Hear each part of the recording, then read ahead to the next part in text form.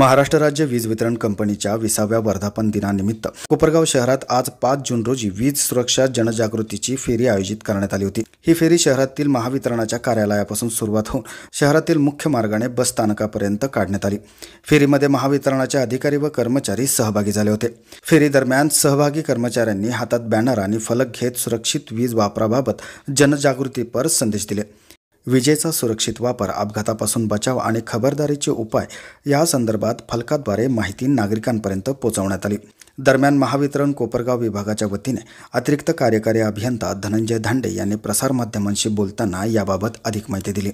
महावितरण कंपनीच्या 20व्या वर्धापनानिमित्त महावितरणतर्फे दिनांक 1 जून ते 6 जून हा सुरक्षा सप्ताह म्हणून साजरा केला जात आहे।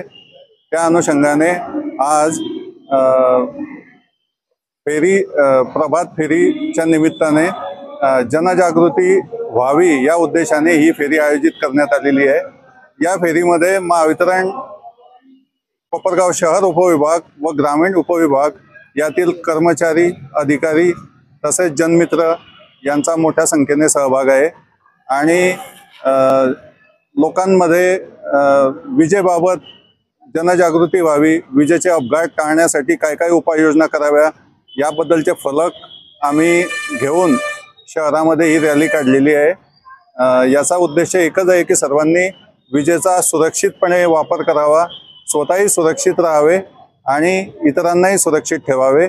तसेच यामध्ये जनमित्रांना सुद्धा सुरक्षेची साधनं वापरण्याबाबत त्यांना सुद्धा सूचित करण्यात आलेले आहे। माझं गाव चॅनलसाठी स्वप्नील कोपरे, कोपरगाव।